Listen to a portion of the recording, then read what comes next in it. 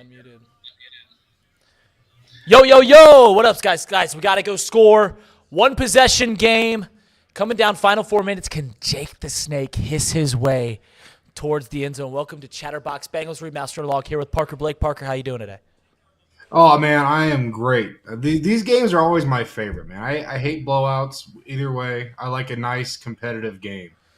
Well, Let's go we put got one one. in. Let's tie it up. Let's get some free football again today. Let's get I'm, some free football. I'm a few seconds ahead of you. Dumping it off to Mixon. Come on, Mixon. Ah! Just got to keep the He feet fell down. turning. It's all right. It's all right. We got 3 minutes. We got 3 minutes to score. Man, I'm worried. We've got – I don't even know how many people we got in here right now. We've got only 9 currently. Most people All nine, y'all. Most people watching the show. Now, the J Bar currently says season is alive. I will change that to season is dead if they lose. I'm telling you that right now.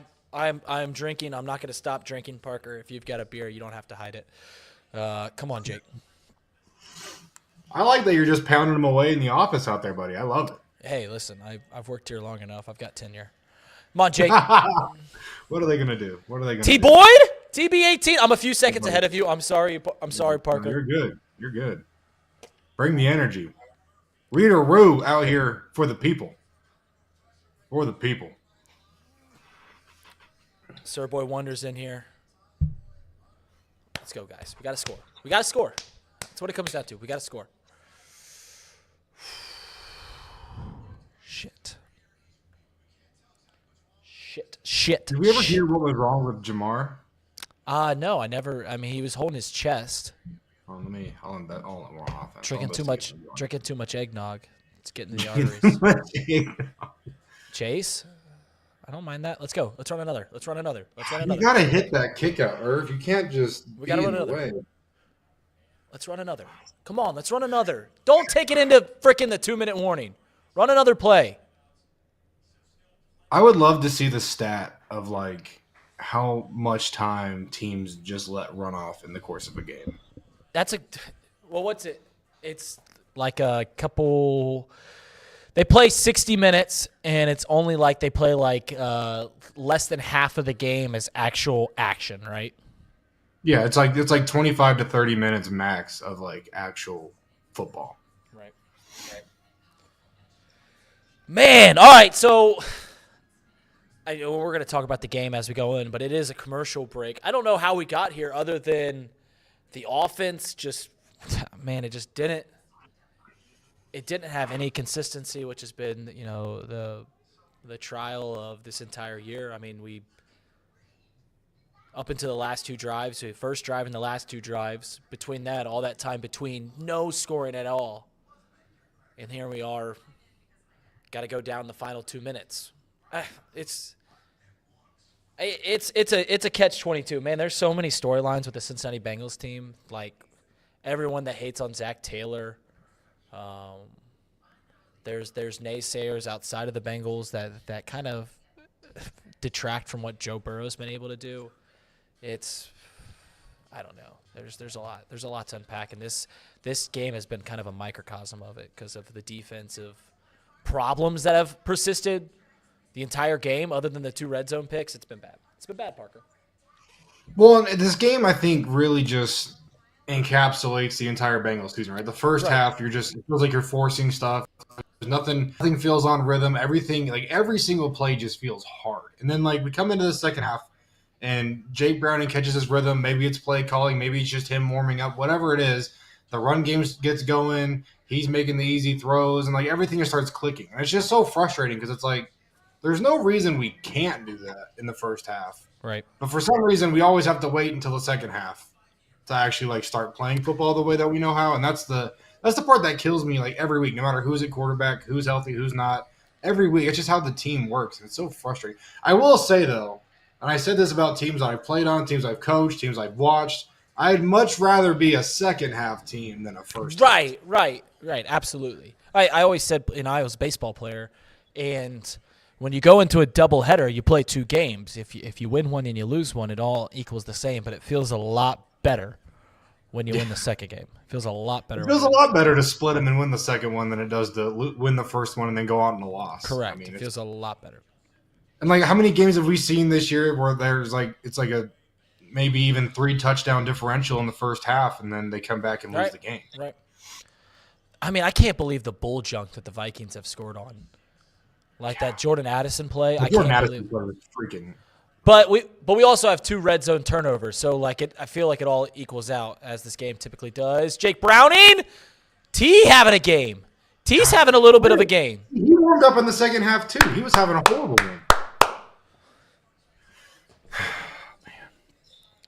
I mean, one thing that I'm not even going to talk about until we get into the end zone, and as I say that, I'm going to say it right here and right now, is I mean, even if we score, do you have any hope at all in getting this game into overtime, right? Like, if they've got a minute to go down the field with 3 timeouts. We've kept the defense on the sideline, which is good. We just got if we put one in, I feel good that we can get free football. I do feel good about it. Mark Fetter. Mark is upset in the chat that you have it saying final at the bottom of the screen. Oh, I do. Sorry. You're manifesting bad things over here, Weederoo. Boom. There you go. Sorry. Didn't update it. Come on. 2nd and 3. Do we try for the end zone here? Do we try? Take a shot. And that's exactly what they did. Yeah. Yeah. Well, don't do that.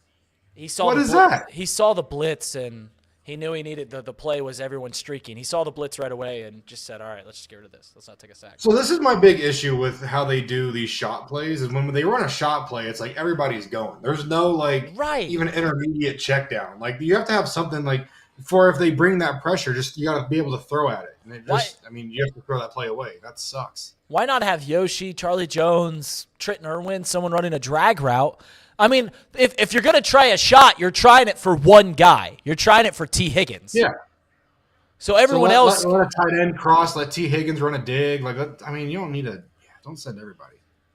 I don't like this. Get across. I don't like get across. All right. Get out play. That's a first. Ooh. That boy Yoshi. Look at Gray. We're using the shoulder. Look at this frame rate with the green screen. Come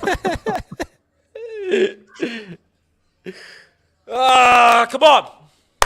The mouse man is unhinged in the office, and I love it.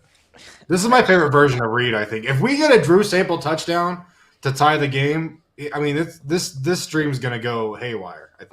I go primal during Bengals games. We're going to have to reset. We're going to have to close this down. Oh, my God. Why are we just run the ball? You just passed twice in a row. Run the ball on first down. It's all right. This defense wants you to pass it. They want to be in control of the game defensively. Oh, man. Middle crosser. All right.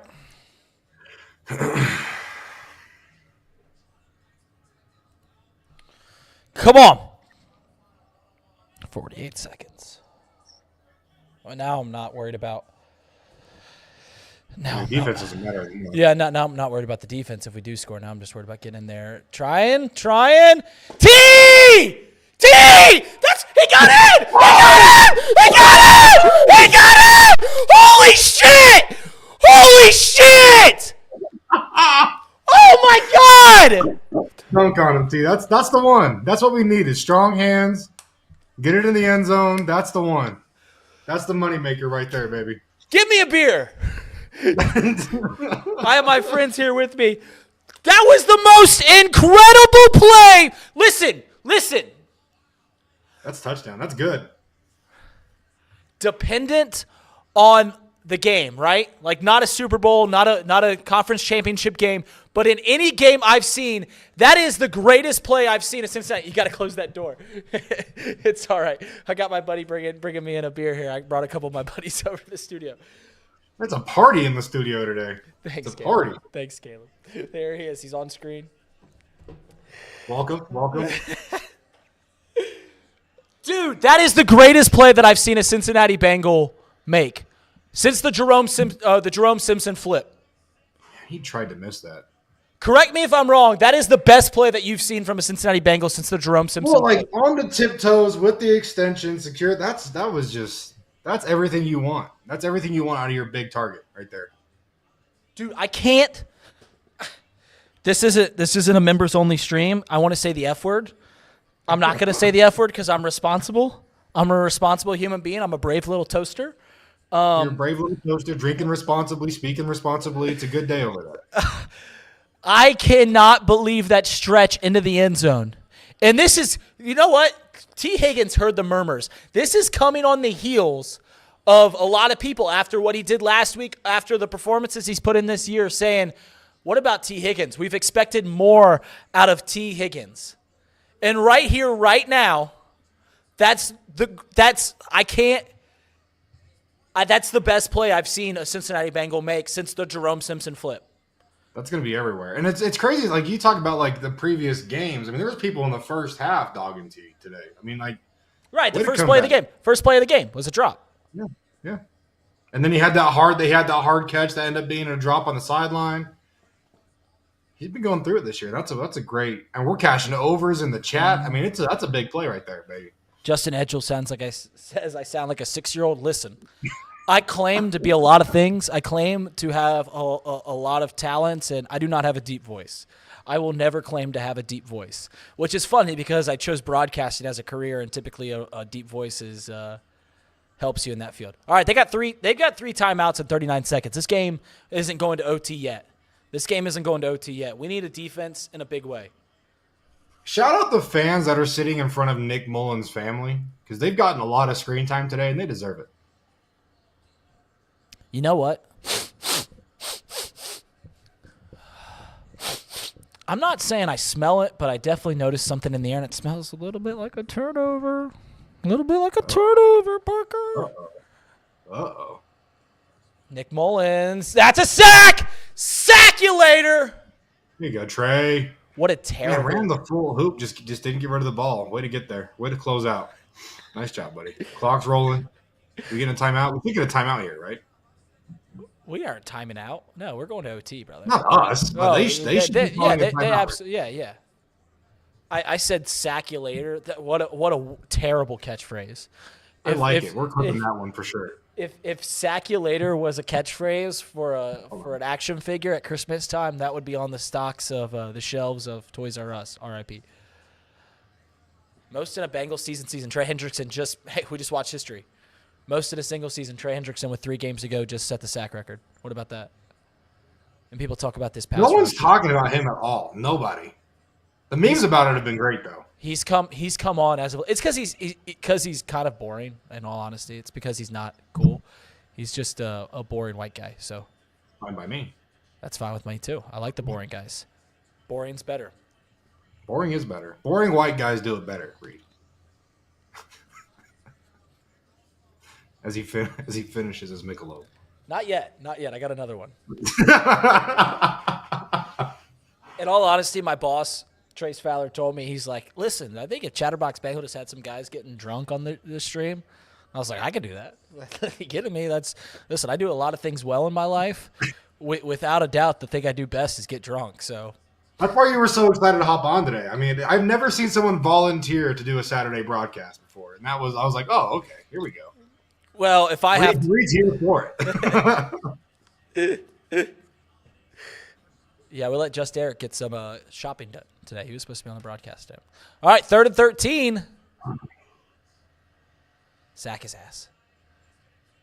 Timeout. Timeout. Call it. Timeout. He hates running the ball. Timeout.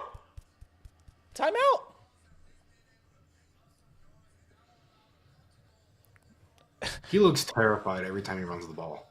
Parker. 19 seconds. Where are we punting from, though? This is going to be a long ways to go. Well, maybe if they have a Brad Robbins, we'll get it like on a 20-yard punt. You know, I'm not. I haven't even checked my phone yet.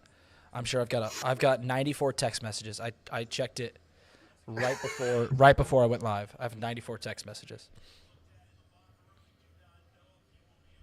It's going to be clips of T. Higgins all on your phone.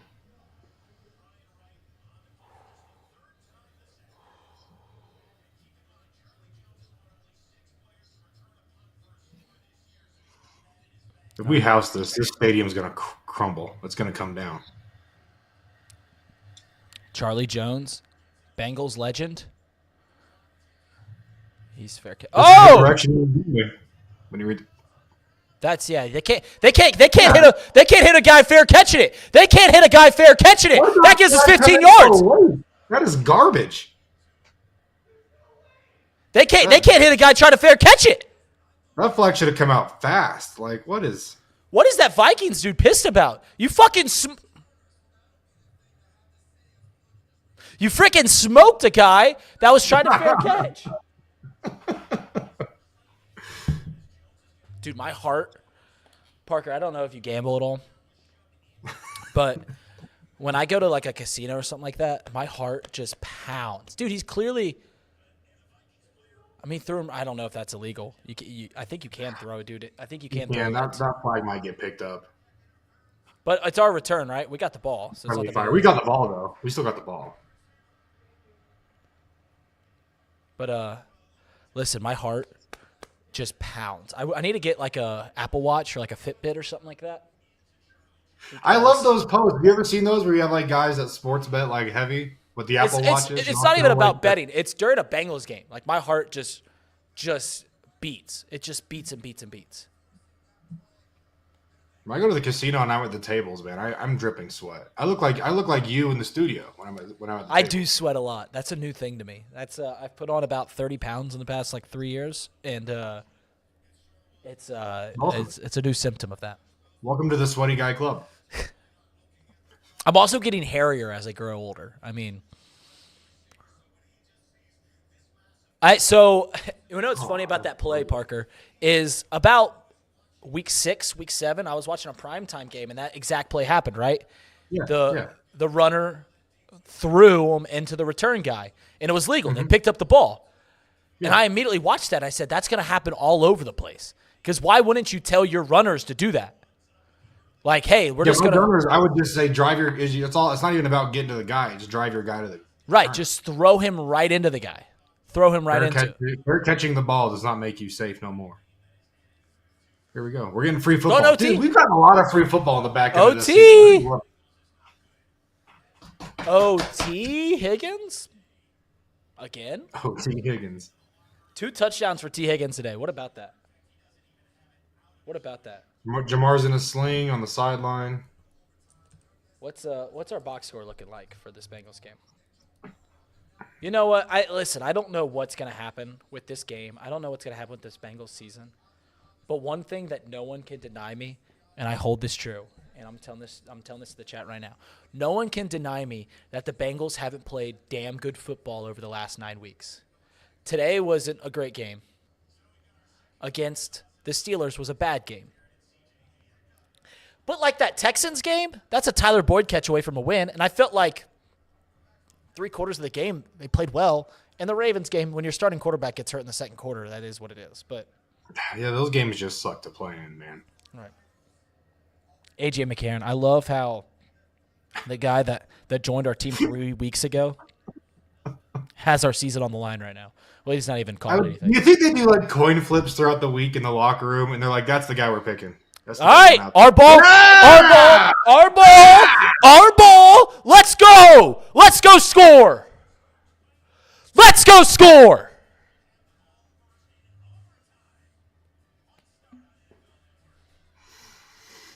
I'm trying to figure out if anyone has any word on Jamar.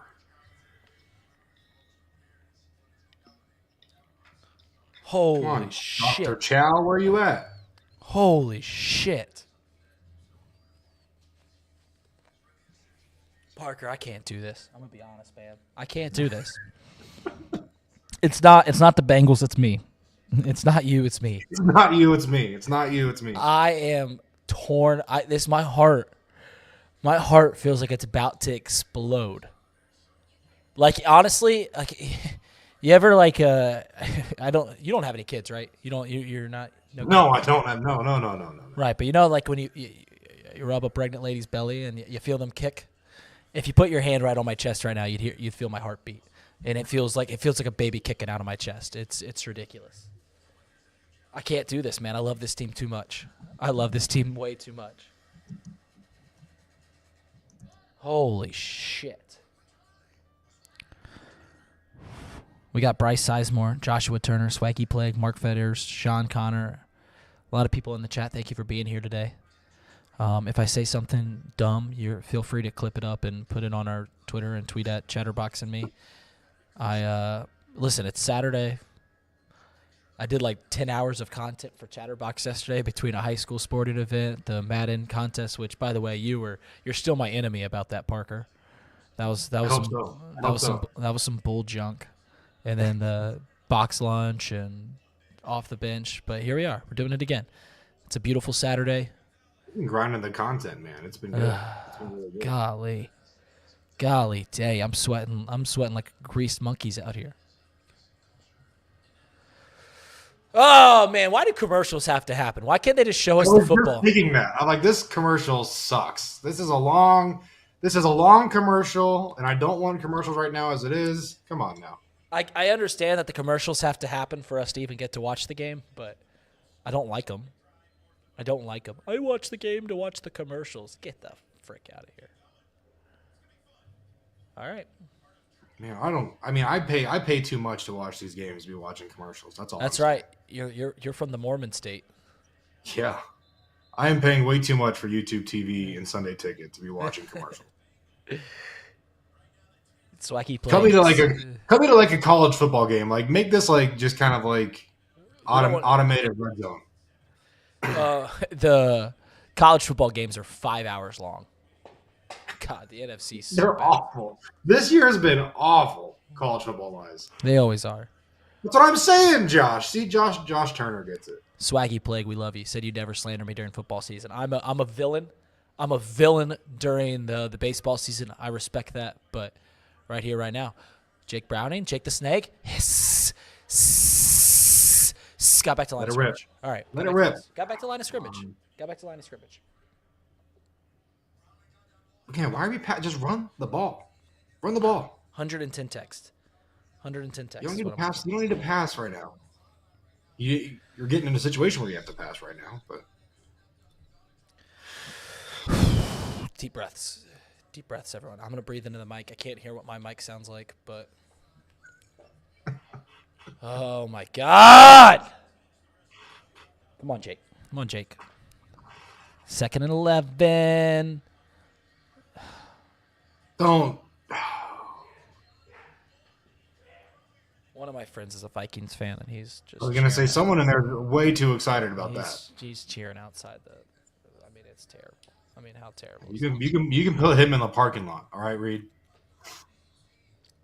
Don't need that energy around you. Send him outside where the bullets rain in Hamilton.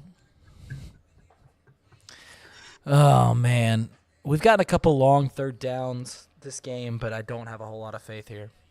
They're gonna sit on this though. Like, you're not gonna get. It's 3rd and 18. If they bring pressure here, there's. We have no Jamar out there either, do we? It's just. No, you're gonna have T, Boyd, and probably Yoshi. Yeah. Dude, throw the ball. Throw the ball. Oh! Throw it. Throw the flag. Throw the flag. You cowards. You are cowards. It's hard to beat the refs and the Vikings. He tackled him. They're going to call that not catchable. Parker, there's people in prison for less assaults than that.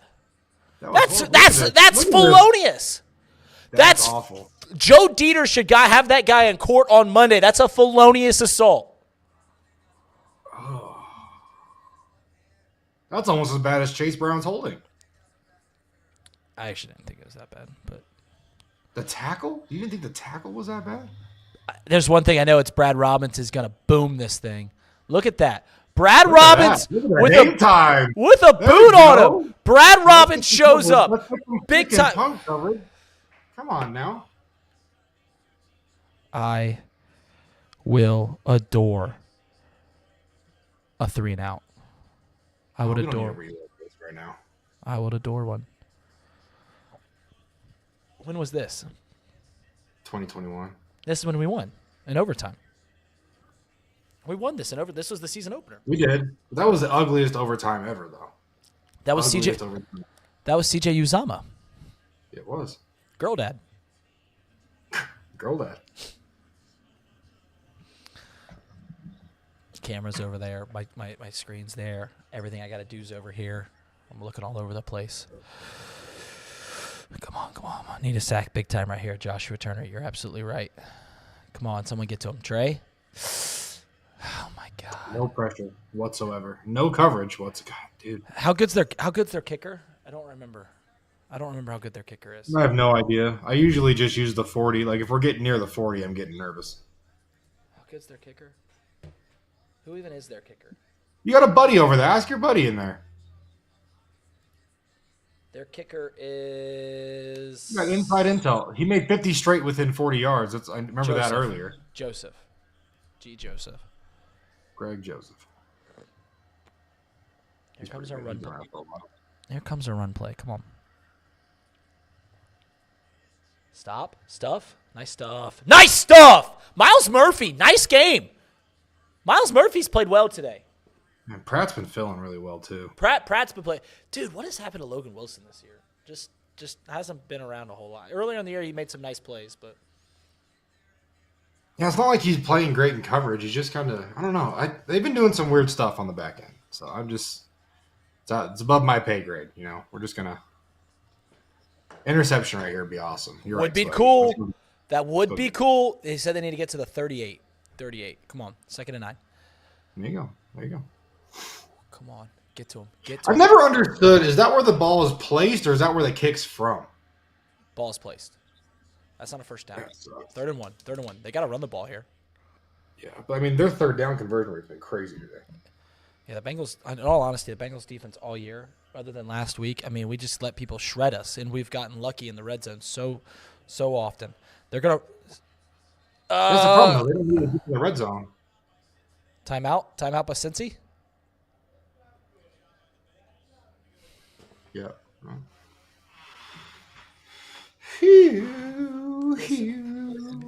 God, I've been God, Santa, whoever is in charge this time of year.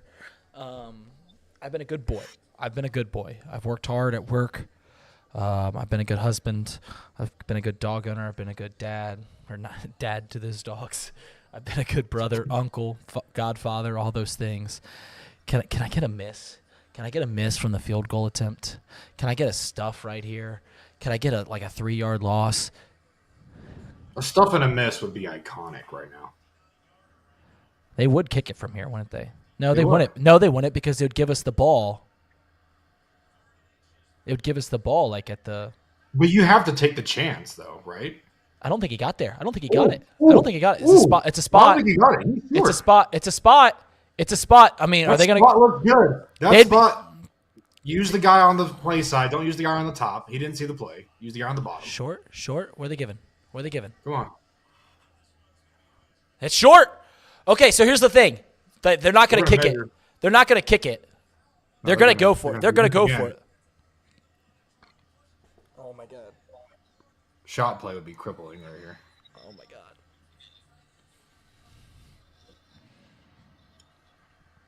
Oh, my God. Thank you, Kirby, for your kind thoughts. Don't forget good handicapper. Thanks, Curbs.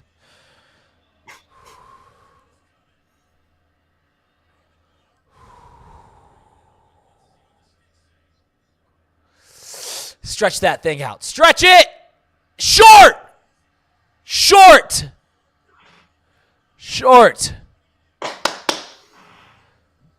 Don't even need the paper. What are you arguing about, Kevin? What do you want? Your parents forgot you when they went on vacation. They didn't forget you. They didn't want you to come, all right? Get back on the sideline. I got to stand up for this one. Got to stand up. They're 5 for 5 on 4th and 1 this season. 5 for 5 on 4th and 1 this season. Sean Connor, hee. Hey. God love you. I love the Grinch and Santa hanging out. It's good vibes up there in the stands.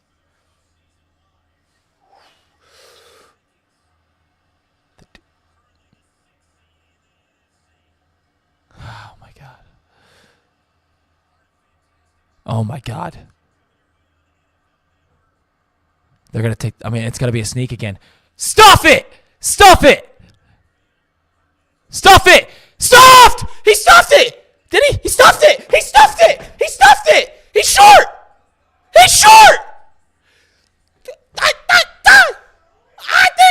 Neither ref really. I That's a think good we're point. short.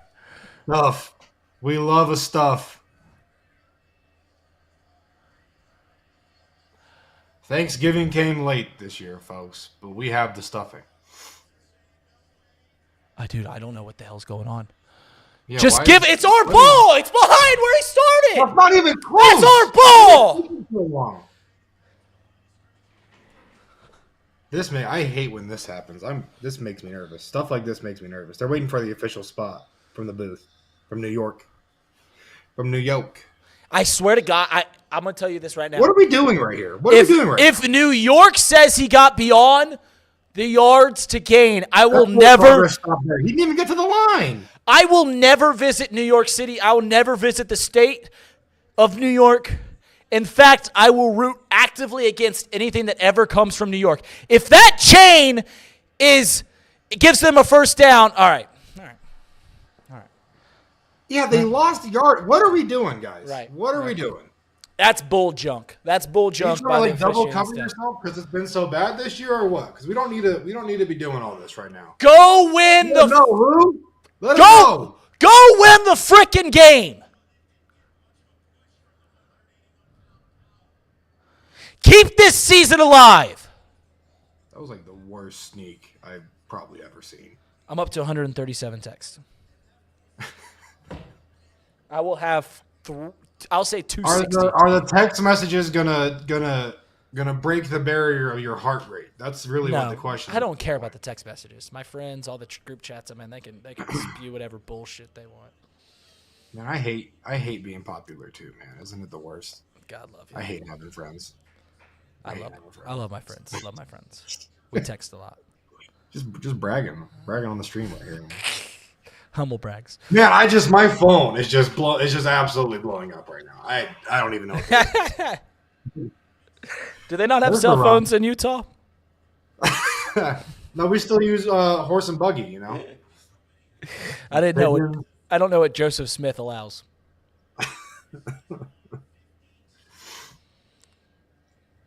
Oh my God. We got to get a first. Let's get a couple first downs. I like the run. Let's not make this a 60-yarder. That's my only. Let's just not make this a 60-yard field goal. That's all I need here. Time out. Let's get a first down first. Let's get a first down first. Yeah, that'd be step one. One step, one punch, one round at a time. Yoshi, Jake Browning. Jake Browning. What a terrible throw, Jake Browning. I'm still hissing. See you down there, coach. I'm still hissing. But Jake, that was terrible. Oh, someone's popular. I heard that phone vibrate. It's weird because I always put my phone on Do Not Disturb. I wonder why that one came through. Josh Turner says, just get a touchdown. Listen, all we need is a field goal. Both teams have had the ball. Field goal wins it. Next score wins it.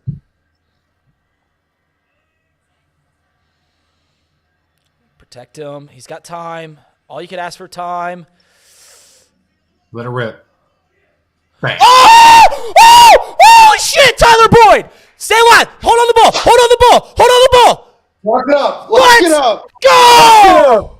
Lock it up. Hey, look how nice Jake Browning is. Look how nice Jake Browning is. Hey, so nice. Hey, we just had a 50-yard gain. Are you okay? Are you okay? Tyler, what happened here? There was so much traffic. Oh my God! Sure hands, Tyler Boyd. He slowed down. He found the soft spot and slowed down, and then they caught back up to him. Football, the National Football League, the Cincinnati Bengals are crack cocaine. They're heroin. They're meth. They're all the things that you can get addicted to. This is 3 rush plays, 3 running plays, and a kick is what this is right here. Yes, it is. Hold on to the ball. Give it to Joe Mixon. Tell him if you drop that ball, you're kicked out of the city of Cincinnati. You drop the ball, you're going somewhere else. You're going back to Oklahoma. We'll send you where we put Jeremy Hill. Damn. Wow. God love him. Wow. Take care. It's just. Oh, that's why you got to stay in between. Stay in between your man and their man. Bam.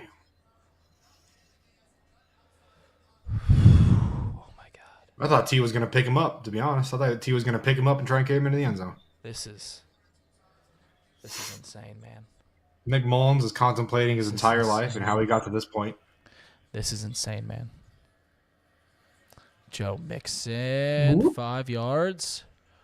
Listen, if we just bully them into the end zone, that would be cool too. I'll take that. I mean, I'm down for 4-yard gains till this game ends.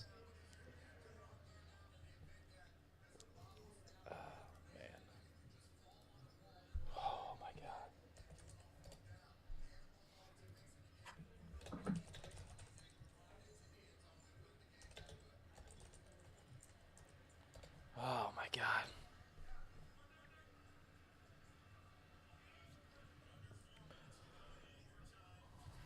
Jake. All right, we're done with that. We're done with that.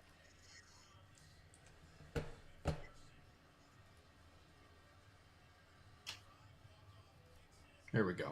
Let's walk this thing off and get to the show. Huh? I'm getting with that.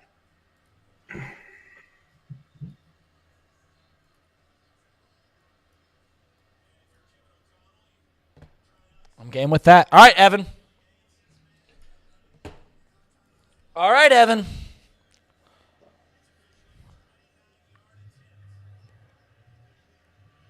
Snap. I mean, this is... Snap's good. Yes. Kick is right through there. Winner, winner, chicken dinner. The Cincinnati Bengals, 8-6, came back from down 14 in the fourth quarter. Jake the Snake Browning, Zach Taylor, T. Higgins, all of them kept this season alive. Parker, let's get into this show. Let's do it, buddy. Sorry. Cut long.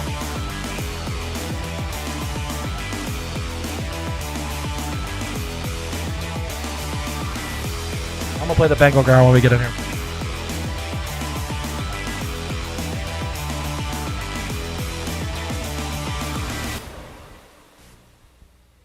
Hear the Bengal growling, mean and angry. Here he comes a prowling, mean and hungry. And Offensive brute, run passer boot, and defensively he's rough, tough. Cincinnati Bengals, that's the team we're gonna cheer to victory. Field goal Bengals, put some points up on that board and win a game for Cincinnati. All right, Parker. Man, oh man, what a disaster this game was coming to be. But the first topic says it, and it says it best. The season is alive. I oftentimes call the National Football League, I just called it right there, it is like, it's a drug, man. You can't kick it. It's the most incredible thing in the world. And the Cincinnati Bengals, just incredible play after T. Higgins with maybe the best play that I've seen a Cincinnati Bengal have since Jerome Stinson flipped over a man. And then Tyler Boyd, Jake Brown, Parker. 2 weeks ago, we lost to the Pittsburgh Steelers. The week before that, we lost Joe Burrow for the season, and we said, all right, we'll see you in 2024. This one's over. We're currently sitting at 8-6. We got to win 2 out of our last 3 games, and we're in the postseason. We just came back from down 14. Parker Blake, this Cincinnati Bengals team, it doesn't just have a pulse. That heart's beating like mine was in the fourth quarter. Beating. It's a beating, baby.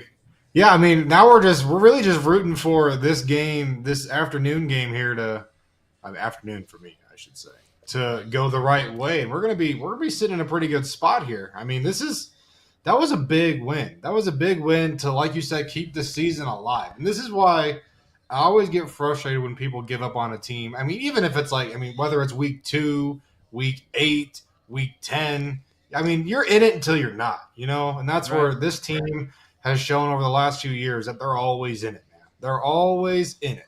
And I love free football. And that's what we've been getting a lot of lately. And I'm not mad about it. Yeah, it's what's funny is how similar that game, the end of the game certainly, felt to back in 2021. the season opener. We played the Minnesota Vikings at home. It went down to the wire. We came back to tie it up to go into overtime. And in that jest, we throw an incredible pass. Joe Burrow throws an incredible pass to C.J. Uzomah for 40, 50 yards. That got us into field goal range. Evan McPherson kicks the game-winning field goal to cement the game. So many similarities. And I don't want to do this quite yet, but I'm going to do it because someone else will. In 2021, the Cincinnati Bengals were 7-6. In 2021, the Cincinnati Bengals beat the Minnesota Vikings in overtime by 3 points on a miraculous play like we just saw. In 2021, the Bengals' final 2 games of the year were the Kansas City Chiefs and the Cleveland Browns, knowing that they had to win one of those games to get into the postseason. And here we are 2 seasons later, and a lot of things are drawing in line. Listen, Parker, midway through the third quarter, when we were getting on this stream, start the fourth, we're down 2 touchdowns, and I'm thinking, man, they lifted us up. You know, we were down in the dumps after the injury, and Jake Browning wins a game in Duval against a really good Jacksonville team. They come home and beat a team that's over 500, that's in the playoff chase in the Indianapolis Colts, and really just put it to them. And here they are, comeback win against the Minnesota Vikings. And this team, it's incredible what the Cincinnati Bengals team has been able to do the last 3 weeks. That was a 6 seed Minnesota Vikings team, and that's where I think that's the point that no one's been talking about. But we're not like scraping by right now, beating these teams that are sub 500 or they're looking at top 10 draft pick. Like we're beating teams that are fighting for playoffs. Like these are legitimately playoff games that we're playing right now in the later in the season. Right. Like it's not like you hear a lot of people talk about the last 2, 3, maybe 4 weeks. Like this week is kind of borderline. Talk about playoff football, but this team's been playing playoff football for 3 weeks now, and they look good and bad, but they're making it work. And it's all about getting lucky. It's all about finding ways to win late in the season. That's something that this team's been good at, and that's where it's like, man, I'm excited, Reed. Are we going to Nick Foles this thing or what? Nick Foles isn't the right comparison because in the year when Nick Foles took over the Philadelphia Eagles, they were 11-1 when Carson Wentz went down. I feel like we're 11-1. I feel like we were 11-1. They weren't weren't anywhere near that. I don't know what the compare. Like, listen, to have the Nick Foles comparison, I get it, but that is so far away. Let's cross that bridge when we get to that bridge. Like if we are playing for a conference championship, or even if we win a playoff game, then we can start like talking about similar things there. But until we get into the postseason, I just want to focus on game by game. You just want to win the next one. You mentioned luck, and I think luck is such a divisive word when it comes to the world of sports, because you use luck in a derogatory term towards teams you don't like. And actually, it's normally a derogatory term in general. When someone tells you, like, right, yeah, you're pretty lucky, they're taking away your accomplishments. They're saying, hey, you didn't deserve that. But all that being said, you need luck to win a lot of the times. Listen, when you play the Arizona Cardinals or the Carolina Panthers this year, you don't need to be lucky. But every once in a while, you need a little bit of luck on your side. And I don't know if the Bengals got it today. I also find luck to be a thing that people, and I just said it, to bring down accomplishments. Like, people will call, the Kansas City Chiefs got lucky. Well, yeah, they've been to the AFC Championship for 5 straight years. Or the Tom Brady's Patriots were always lucky. This thing happened to them. The refs were on their side. Yeah, well, it's just funny that they seem to get lucky over and over and over again. And people will say that about the Cincinnati Bengals team. They'll say this team continues to get lucky. You've heard the Nick Wrights. You've heard the Colin Cowherds. They say this team's on the ultimate luck streak of turnovers and yada yada and this and this and this and this and this. But at the end of the day, luck runs out. And the luck just sometimes keeps coming the way of the Cincinnati Bengals. Maybe we built it up in the 30 years of agony before this, but I don't know. Luck doesn't fully paint the picture of what the Bengals have done over the past few years and certainly what they did today. Yeah, and that's the thing when you talk about how to win a Super Bowl. It's not having the best roster. It's not having the best coaching. You got to get lucky and you want to be healthy. Those are the two biggest things. If you look at every Super Bowl winner over years and years and decades, that's really what it comes down to at the end of the year. And that's where if you can't be healthy, you need a little bit more luck. If you're fully healthy, maybe you don't need as much luck. But at the end of the day, to win, especially in the playoffs, you have to win multiple games in a row. Like you have to go on a pretty nice winning streak to end your season to make it to the dance, let alone win it. You gotta get lucky, and that's where I love this Bengals team, especially over the last few years, because they're a lot of the stuff that they end up generating or doing or games they end up winning, you have to earn it. It's like they didn't get lucky on that third down, that fourth down stuff when they were trying to sneak it. Damn right, Parker Blake. You got to go out there. You got to earn it. So that's where I love the Bengals. They don't lean on luck. They go earn as much as they can, and they do. They grind through some ugly games. We've seen plenty of ugly games as Bengals fans, but at the end of the day, if you earn and earn and earn, and you're not leaning on luck, you're not counting on luck. When that luck comes, it usually comes in big moments because that's when you need it, and that's when it just happens to fall your way. And that's the best part about the Bengals because, like I said, they're willing to grind out some of these games because they know, and that's where I think even as fans we know, at one point or another in this game we're gonna get lucky. We're gonna get that one bounce, and then we have to get capitalized. We have to do something with it. And there's times where this team does get lucky, and then they aren't able to do anything with it, and then those games don't usually go your way. But when they're able to make the most of their little bit of luck that they're able to get in some of these games, man, that's when you get magical moments like this. Right. Listen, before we break down into the other things that we have on the J bar, I want the chat to do something, and I'm gonna give you guys a little bit of homework. It's gonna cost some money, actually, is what I'm gonna ask you. I'm gonna ask you guys to do this, but get on your smartphones and download an app. It's called TouchTunes. Download TouchTunes if you haven't already have it. You then can pick any bar, pick your local bar, any bar that has TouchTunes, and you can play music directly into whatever bar you want. And here's what I want you to do. I want you to put about $15 in there, and I want you to pick every bar that you frequent, and I want you to play Welcome to the Jungle on Fast Pass. I want you to use 5 credits for Welcome to the Jungle on Fast Pass because everyone needs to hear that damn song right now. What we're seeing, and in the chat, Jake the Snake Browning, we laughed when the Bengals, when he took over in the Ravens game on Thursday Night Football, but Jake the Snake's hissing. He's hissing. What an end of the game, just a sss there in that fourth quarter. Didn't play well, I don't think, up until that fourth quarter, and even the pass to Yoshivas and overtime was terrible. There were a couple bad passes, but the skill players around him made up for it. Tyler Boyd with an incredible catch. T. Higgins with the best play that I mentioned. But that's the homework I want for you guys. I want you guys to open up TouchTunes. I want you guys to play Welcome to Jungle at whatever local saloon you guys got walking around. All right, let's get into this.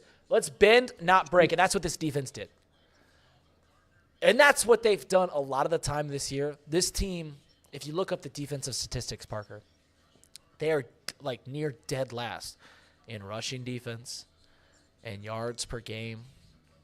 But where they're not dead last is points per game. And the reason it is because this team is the most turnover efficient team in the National Football League. Look up that stat.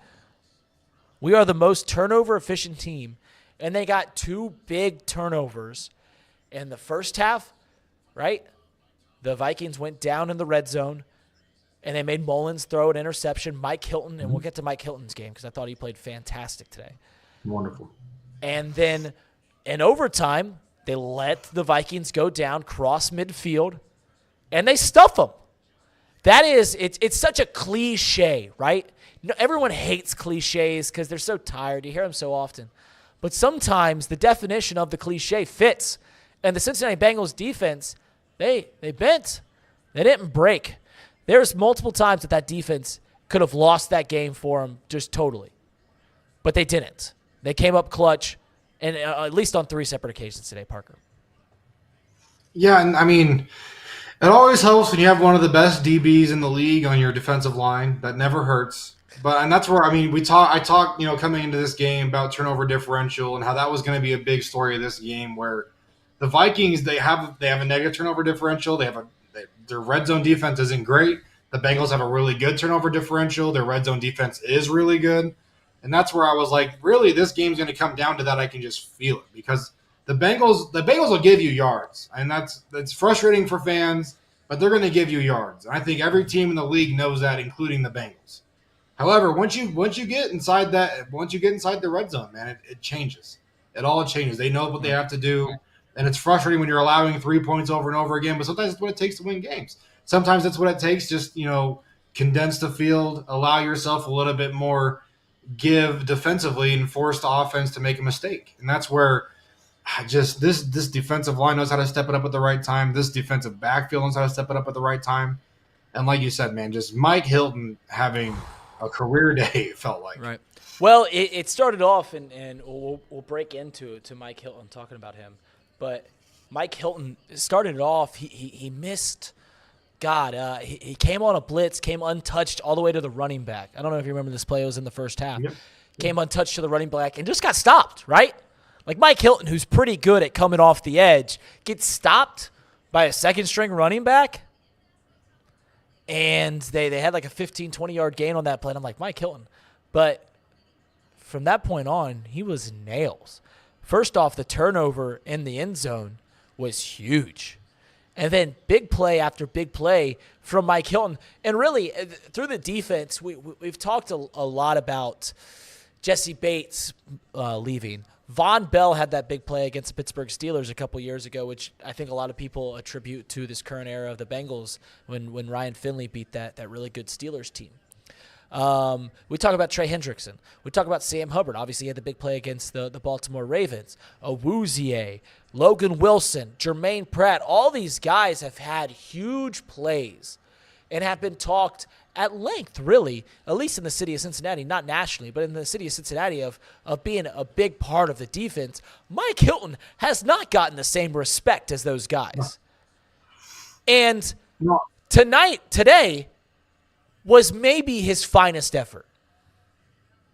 Yeah, no, and I saw people posting during the game today about, we really need to start having a conversation about Mike Hilton being the best, nickel corner or slot corner, or, I'm like, this conversation starting now. I mean, I've heard people outside of Bengals fandom talk about what Mike Hilton's able to do. And I mean, back when he was on the Steelers, he was still doing things back then. And now it's just like, I just don't know why we can't get this guy to get the respect he deserves. But I love it. And that's why I joke all the time. He's one of my favorite linebackers in the league, man. He's a monster when he's going for TFLs. And you forget that he plays – he's an undersized corner. He's not even a bigger corner. He's a little guy out there. Mm-hmm. But he does a great job about getting in the backfield. He knows how to tackle well.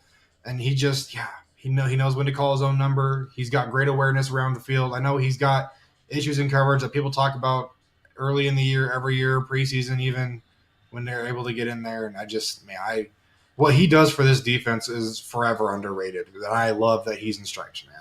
That's right. Listen, we talked about bending, not breaking. We obviously just gave kudos to Mike Hilton because he deserved it today. The Cincinnati Bengals defense did not have a good day. And they bent. They didn't break, but they did not have a good day. And I saw some people talk about this in the chat. They gave up 424 yards to a third-string quarterback. Granted, he was throwing to Justin Jefferson, T.J. Hockenson, but they gave up 424 yards, 280 in the air, 143 on the ground. You lose DJ Reader early on in the game, but still 143 yards on the ground. The fact that the Cincinnati Bengals won this game is absolutely incredible. And the reason they won this game is purely because of their resilience, right? Yeah. I'm looking at the box score. I'm looking at the box score right here, right now. They score on the opening drive. They then go 1, 2, 3, 4, 5 straight possessions without really threatening the Vikings at all. They go 5 straight possessions all the way into the fourth quarter without threatening them at all. They score a touchdown about midway through the third, I guess. No, all three scores were in the fourth quarter. So they scored 21 points in the fourth quarter. This team, time and time, listen, it's crazy. What this team does is crazy. It doesn't make any sense. And I think that's why at certain times people don't give the proper respect to the Cincinnati Bengals, because what they do doesn't make sense. Let me lay this out right now. The Bengals scoring 21 points in the fourth quarter against a Vikings team that shut out a team last week, against a Vikings defense that blitzes a lot, with a backup quarterback. Them scoring 21 points and then winning in overtime doesn't make sense. That doesn't happen in the National Football League. That doesn't happen in the NFL, but it happened at Paycor Stadium today. And I don't want to go on a side tangent about this, because I have certainly been critical of Zach Taylor, as you should at certain points this year. But listen, if we're going to be critical of Zach Taylor when he loses to the Pittsburgh Steelers, if we're going to be critical of Zach Taylor for what happened to start the season 1-3, for what happened last year when the Bengals start 0-2, then we should give him praise for what he's done these past 3 weeks. The fact that this team did what they did in the fourth quarter today is directly indicative of the coaching staff. This team doesn't have superstars on the defensive side. And in the fourth quarter, they came up with big plays. This team has a backup quarterback on the offense. And they scored 21 points in the fourth quarter against a team that shut out another team last week.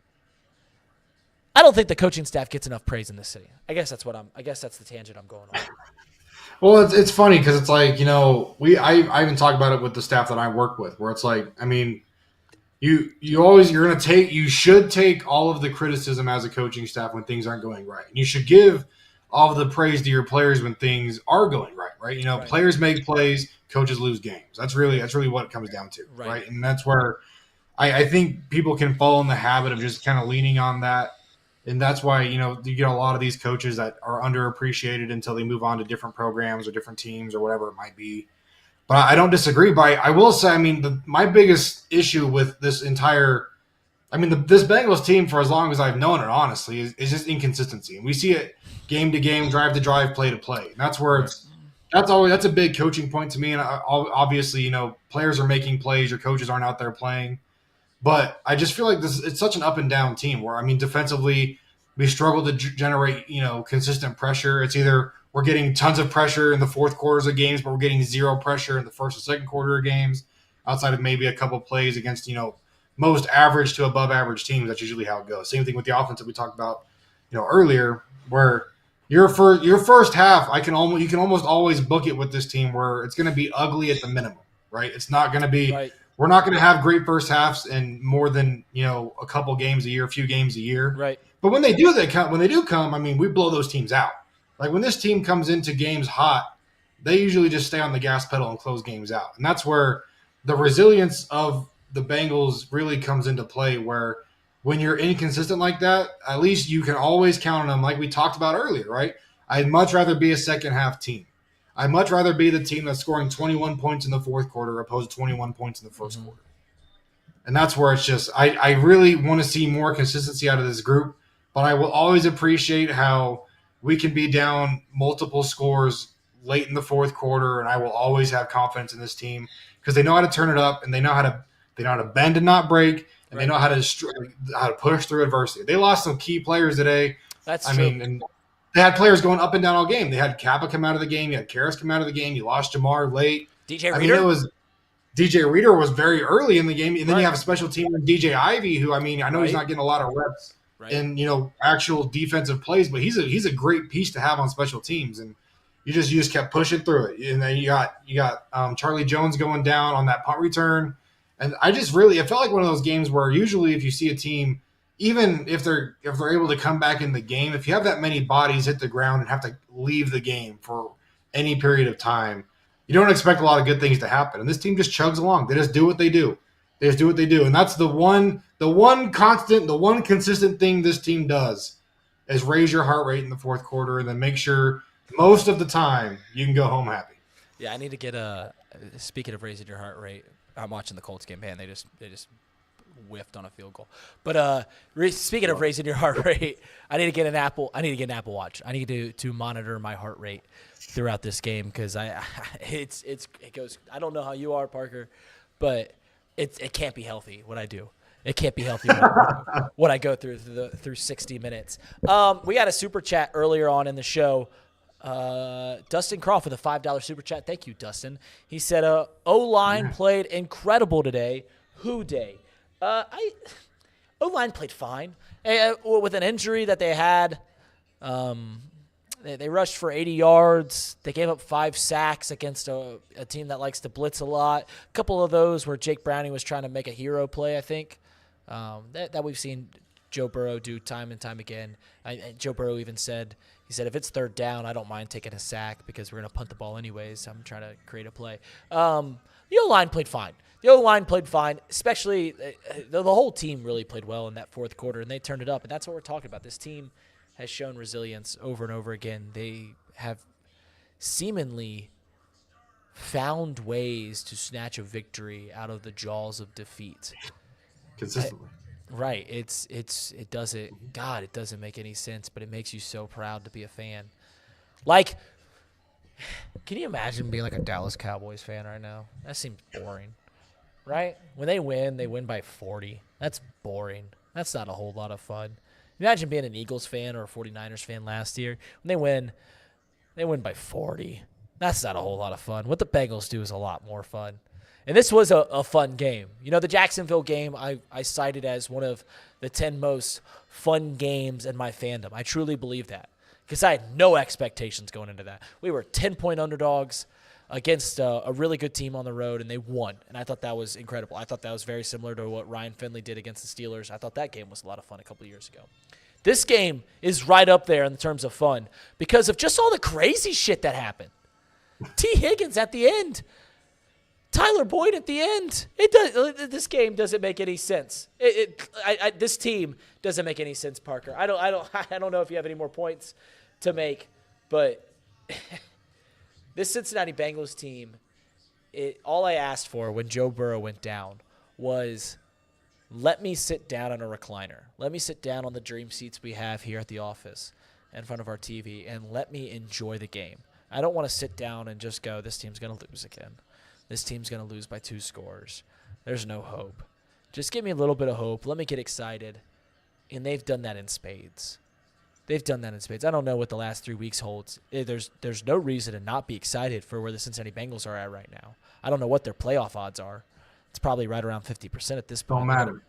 Don't matter, Reed. That's right. Don't matter. That brings up a good point, Parker. A lot of Twitter accounts, a lot of Bengals accounts will tweet out what the Bengals need to happen over the course of today and tomorrow, right? We need the Colts to beat the Steelers. We need the Steelers to beat the Colts. We need this team to lose, this team to lose. I implore this chat to not get too worked up in the periphery right now. I implore you guys to not get worried about who needs to win, who needs to lose at this point. Because there's still 3 games. And I can promise you, if this team gets to 10-7, they'll be in the postseason. So that's the only thing that should be on your mind. If you look at the projections, if the Bengals go 10-7, they got a 90% chance to make the postseason. If 8 teams go 10-7 this year, then so be it. It is what it is at that point. Right. We can only do what we can do. Right. Focus on going 10-7 or better. We can get to 11-6, but go to 10-7, win 2 of these last 3 games. That's all you can worry about. Don't worry about who needs to win. I don't know where you're at, Parker, but I don't like getting worked up in I need this team to lose, I need this team to win, I need this team to lose. I'm worried about one team winning and losing. That's the Cincinnati Bengals. Because if the Cincinnati Bengals go 2-1, they go 3-0, they're in the postseason, as far as I'm concerned. Yeah, and that's the thing where it's like I have no vested interest in any of these other teams winning or losing any games. I don't care. That's the thing is like we're gonna get, and it's every year. It's not just this year. It's not last year. It's not 5 years ago. Every year at the end of the season, People got to get their content out there. They got to say, "Oh, we're watching this game. Pay attention to this matchup. This team's got to win. This team's got to lose. Everyone's gonna." I'm sure I'll post another playoff prediction just because I get bored. Right. By the end of the day, all that matters is if you win every game, you put yourself in the best spot. And if you don't make it, you don't make it. You can say that. You can say that week 1. You can say that week 8. You can say that week 16. If you win every game in front of you, you're going to be in a great spot. You're going to be in the best spot that you can be. You can't control the losses you've already had. You can control the losses that are coming, right? If you can limit the losses that are coming and you can generate a lot of wins, you can find ways to win these last few games. Because I know we're all looking at that Kansas City matchup, and like Reed and I have talked about, we got to win the next one. We got to win the next game. We got to win next week. But I know everybody, especially on social media, is eyeing that Kansas City game, and they're like, "Oh well, it's going to be really, we have to go 3-1, to finish out this season. Yep. Coming in 2-1 now, right? And everyone's assuming that Chiefs game is going to be that loss. But I don't really care about the Chiefs game. I care about winning this next game, and then when we get to Chiefs week, I'm going to be excited. I'm not going to come in anticipating a loss because I'm just coming in hoping that we can get a great football game. Because can you imagine what the timeline's going to look like? Reed, just think about what the timeline's going to look like. I got my mind working. If Jake Browning's able to take that Chiefs game into overtime, if they lose in Browning Head, even if they lose the game, like that's just going to be a fun game to watch. And that's another game where you talked about earlier. Once we get there, I'm just going to hope for a good game. I'm going to hope for a good game next week too. Like I talked about earlier, I don't want to win by 40. I know some people are like, "Oh, let's get up early, let's close this game." Those aren't fun to watch. I'll take winning by 40 against the Steelers. I know you're going to say. Against the Steelers, I'll take winning by 40. I'll bury the Pittsburgh Steelers into the ground if I can. I don't know any other team, I'm okay with that. Overtime this season, Reed. I don't know if your heart can take it. I have a wife. I am a father of 2 golden retrievers. They need me. I can't have a heart attack, Parker. I can't have a heart attack. But I'm just here for good football, and that's why I'm looking forward to this game that's on right now, the game this evening, the games tomorrow, the games next week. I mean, all I care about is watching good football, and then my secondary goal there, I want to watch good football games primarily. I'm a sports fan. I'm a football fan. Secondarily, I want to see the Bengals win every single game they play. So moving forward, I want to see the Bengals win every single game that they play, and that's all I'm going to think about. That's all that matters. That's all that matters. Listen, I don't know. I'm cautiously thinking about what's ahead of the Cincinnati Bengals, knowing that it's got to go week by week. And you are a football coach, so you're allowed to do coach speak. I'm not allowed because I don't coach football, so I'm not allowed saying week by week. I'll say 7 days by 7 days, game by game, all those things. But you can't get worked up in the Kansas City Chiefs game. You can't get worked up in the Cleveland Browns game because it all makes the road very difficult. If you don't beat the Pittsburgh Steelers, who are about to take a lead on the Indianapolis Colts, by the way, it's all for naught. It is literally all for naught if you don't beat Pittsburgh this Saturday on the 23rd. That's what's ahead. That's the outlook, and that's where we're in the final state. The outlook is just win the games, right? Win what's in front of you. The Bengals starting 1-3. We knew in week 4. We knew all the way back in week 4 that the road was going to be hard. Yeah. It was going to come down to the final few weeks, whether they won the division, whether they won the 1 seed, whether they made the postseason. We're doing the latter now. And that's exactly what it's going to come down to. Am I worried? Am I worried about a Week 18 game against the Cleveland Browns, winner take all, to go into the postseason? Sure. Have I not slept for the past 3 nights thinking about it? Have I woke up in a cold sweat thinking about the Cleveland Browns beating us at home? They get in the postseason, we go home? Sure, but I'm not going to worry about it.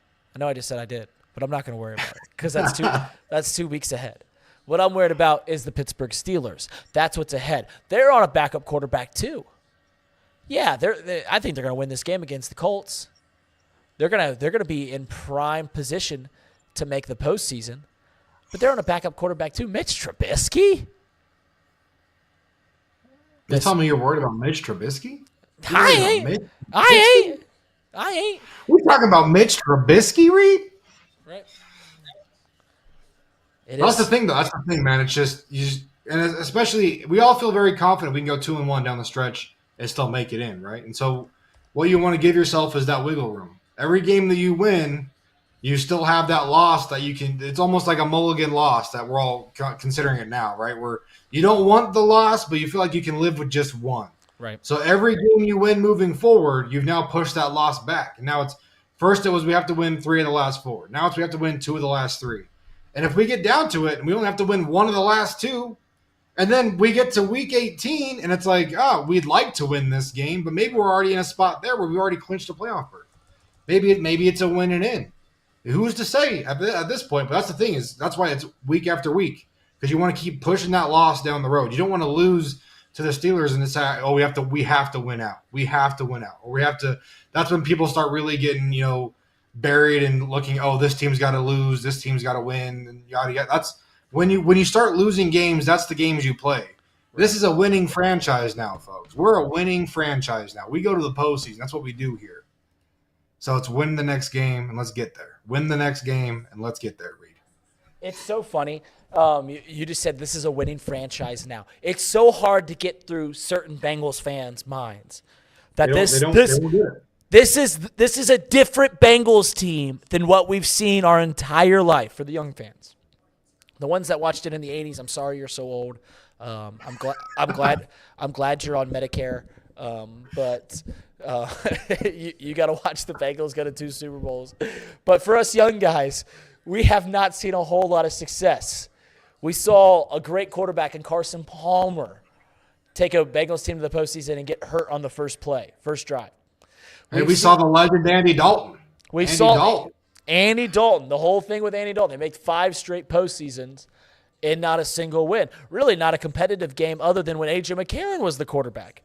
And now, with a new quarterback, with a new coach, and now we're on Jake Browning, who's doing the same thing. This is a team that has much different aspirations. This is a team that expects to win. That's what's so hard to get through certain Bengals fans' minds. And I get a lot of flack. I get a lot of flack on Off the Bench when Tom's hosting because people say, Reed, you're a Chiefs homer. Or, Reed, why don't you respect the Dallas Cowboys? And it's because it's what my memory has shown. The Kansas City Chiefs have been great for 6 years, so I'm sorry if, even though I watched them play bad in front of a national audience, that I think they're still a very good franchise. I'm sorry that when the Dallas Cowboys beat the Philadelphia Eagles by 20 points, I still think they're frauds, because until one of those things flip, until the Cowboys get over the hump like I've seen the Bengals do, until the Kansas City Chiefs go back to irrelevancy like I've seen the New England Patriots do, I'm going to think those teams are what they've been in the past. And over the past few years, the Cincinnati Bengals have shown to be one of the best teams in the National Football League. In the NFL, the Cincinnati Bengals are up in the top tier at this very moment. You could call me crazy for saying that after they won an overtime game against the Minnesota Vikings who are on their third-string quarterback, but I just saw something that I never expected, and that is with a backup QB, with a coach that everyone wants fired. They scored 21 points in the fourth quarter, and they go down and win in overtime. They stuff the worst statistical defense in the NFL, stuffs on 3rd and 1, 2 straight plays. And they go down and kick a field goal. I am jacked up, Parker. Jacked up from what I've seen from the Cincinnati Bengals for 3 weeks. And I hope the whole chat is too. Can I get a Houday chat? Well, that's the thing, man. It's like everyone's just so used to being in these situations where it's like, plan for the worst case scenario. What's going to happen that's where I get caught in that trap too. Because again, we're just all like hardwired that way at this point, especially, younger fans. We're just hardwired to be like, oh, well, the worst case is always going to happen for the Bengals. That's just what happens. Right. But the culture has shifted. That's where I have to remind myself that this is a team that expects to win. This is a team that not just expects to make the playoffs. We've seen that. We've seen a Bengals team that expects to make the playoffs, but we just don't expect to get the playoff win. We ended that drought. We expect to go to the playoffs. We expect to win games. We expect this team to compete for the 1 seed at times, and that's where you have to get in that mindset. That's why I posted my own too, where it's there is still the possibility, and coming into this week, that the Bengals can take the 1 seed in the AFC read. It was still alive as of yesterday. I'll go get a lottery ticket too. I'll do that. I'm just saying. But that's all I'm saying though. This is everything. The mindset has shifted for the team, the staff, the players. It's shifted. Now we just got to get fans on board, get on the train, because we're moving along, man. And that's where I love the people that are like, oh, we don't want bandwagon fans. We only want real Bengals. I want as many Bengals fans. We're the smallest market in the freaking league, Reed. I want as many Bengals fans as we can get, buddy. I love it. It's we had another super chat. Ben Riley with a $10 super chat. He said, "Y'all noticed how we went empty at the end there? If it works, it works. Also, the mayor should pass an emergency ordinance to forbid Zach Taylor from calling trick plays for the rest of the year." Thanks for the $10 super chat. Here's the thing. As we look forward, the outlook going forward, we've been talking about playoff hopes. We've been talking about this Bengals team and the expectations and all these things. I don't care. I do care, but it doesn't matter if the Bengals win or lose going forward. It doesn't matter if they win a playoff game, get into the postseason, get the 1 seed as you think they're going to do, or win the division like you think they're going to do. All that matters is that next week when they play the Pittsburgh Steelers, it's going to be, I don't know, 3rd and 3, 2nd and 10. And we are going to go empty set. And we are going to send Tyler Boyd in motion. We're then going to give it to him on a shovel pass. And he's going to turn around and throw it to Jake Browning for our fourth unsuccessful trick play. Listen, I love that Zach Taylor has done these trick plays over and over again. And not even a glimmer of success. And this is what's so funny. This is what's so funny about football fans in general is that I see that someone who didn't play football. Other people see that someone who didn't play football. Then other people who did play football see that, and they all think the same thing. What a stupid-ass play call. But here's the thing. If it works and it gets a 45-yard gain, Zach Taylor's the smartest guy in the room. No, it's still a dumbass play call, Reed. It's still dumb. It's still dumb. I talked about that today. I am not gonna be that fan. I don't care if it's an 80-yard touchdown or an 80-yard loss. It is still a dumb play call, and damn it, I know they're gonna run it every week because you know what? The players when they send that call into the huddle, right? When they send that call in, everyone in the huddle gets excited because they have the hope. Every player in that huddle has the hope. Hey, if this breaks, we're going to be electric. I don't care if it's 4 yards. I don't care if it's 40 yards. I don't care if it's 400 yards. We're going to get excited because that was our guy making a play that he doesn't normally make. And you know what? I'm going to be excited when the play works. But at the end of the day, it's still a dumbass play call, Reed, and I love it and hate it. It is. I've long thought that about fans in general, because the easiest gripe you can have about any coaching staff is, oh, the play calling's terrible. Yeah. Yep. On first down, we're running the ball. On second down, we're throwing the ball. Why does it always seem like we're either running the ball or throwing the ball? Well, I mean that's all you can do there, buddy. You got two options. You got. Right. Well, I mean, I guess you got three. You can run the ball and then throw the ball. I suppose the Bengals like doing that. Right. It's such a tire. It comes from a place of frustration. Right. If plays work, then the coach, the play call is fantastic. If they don't work, then the dude's a moron. And they can be the same plays played game over game. And sometimes they work, sometimes they don't. It's all about executing the plays. There is times where you scratch your head and you go, that seemed like a bad decision to call that play there.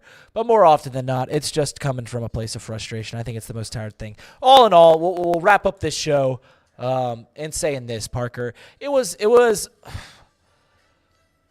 to say it was a pretty win would be a gross mischaracterization of what happened, because it wasn't pretty. It was fun. It was a lot of fun. The defense gave up 430 yards against a third or fourth string quarterback. The offense didn't score but 3 points until the fourth quarter. But at the end of the day, when the clock clicked 0, the Bengals score said 27, and the Minnesota Vikings score said 24. So they win. They go to 8-6, 3 straight wins. They go into Pittsburgh next week with the postseason still alive, and that's all we're asking as fans. I love it. That's all we need. We just need the light at the end of the tunnel, Reed. That's right. Just win the next one. Just win the next one, folks. We will end the show. I don't know if you guys can hear me because I'm turned away from the microphone. We will end this show. I said this earlier. And Parker, I don't know if you ever pushed back on this. Is the T. Higgins play the best play since the Jerome Simpson play? Like, context excluded, right? Just football plays. Because certainly, like, Jermaine Pratt's interception against the Raiders is far more important. That was emotionally a great play. Right. That was a very standard play. But what T. Higgins did is the craziest thing that I've seen a football player do in a Bengals uniform since Jerome Simpson. And we'll play it right here. Oh. I'm still working at this. Right there, feels the pressure, throws it up. T. Higgins again on the Caleb Evans, goes up, makes the catch, 2 feet down. It's a completion, reaches the ball, line, and goes over top of it, Chris. I think right there, feels the pressure, throws it up. The blind hope is so, like, he's not even looking at the end zone. He just throws it out there. Doesn't know if there's a defender there. Doesn't know if he's anywhere near the pylon. He's just saying, you know what this team needs right now? We're going to get this thing in the end. We're going to find a way to get that extra inch. We're going to get that extra millimeter. We're going to get in there, boys. We're going to make it in. It's the greatest play that I've seen a Bengal player make. It's absolutely incredible. All right, guys, thank you so much for joining the chat. I think we got up to about 60, 70 people today. We had some super chats in there. Thanks, Ben Riley. Thanks. I'm going to see who else sent us that super chat early on in the show. Dustin Croft, my man. Dustin Croft came in there with a huge super chat. Thank you for everyone that's in here. We will be live next Saturday on the 23rd. I think, Parker, you're going to be on that with Game On. Who Game On just joined the I'm show. riding through. I'm on every. Hell yeah! I'm here, baby. Listen, what you do is you put your prettiest people on the camera when it comes down to the shot. So that's what we're doing with you, Parker. We're putting our best-looking guy. You look great. You said you look grainy going into this. Thank you so much for being a part of this today. Guys, I had a lot of fun with you today. The Cincinnati Bengals won what essentially was a primetime game Saturday at 1 at Paycor Stadium. I'm sure it was absolutely electric being in the stadium for that whole thing. I mean, man, oh, man, I can't believe what this season has turned. I will never, ever, ever, ever, ever, ever, ever, ever, ever, ever, ever, ever doubt being a Cincinnati Bengals fan once again, because what this team has given me over the past 3 years, what they've given me today, is exactly what all you can ask for as a fan. You just want to get excited. You want to watch great football, and that's what they did for the final half of the game. So, Parker, thank you for being a part of this. I'm still mad at you for kicking my ass in Madden yesterday, but we'll play again next week. So we'll do this again. Do it again anytime you're ready, Reed. Hey, Who Day, baby. Who Day forever. Let's get a couple Who Days. Let's get a couple Who Days in the chat. Later on today, the University of Cincinnati Bearcats will take on the Dayton Flyers. I know this isn't football talk, but they'll take on the Dayton Flyers. Charlie Walter and Houdini, Chuck Walter and Houdini will take you through Cincinnati or Chatterbox Bearcats. That'll be right around 8:45. So a big rivalry game there for the Bear Kittens. I hope they lose because I'm a Xavier fan. I'm sorry for all the UC fans, but this guy. They're in the pot to go. Who is this guy? Who Day, guys. We'll see you on Monday on Off the Bench. We'll see you next week on Chatterbox Bengals. Parker, as always, see you, brother. See you.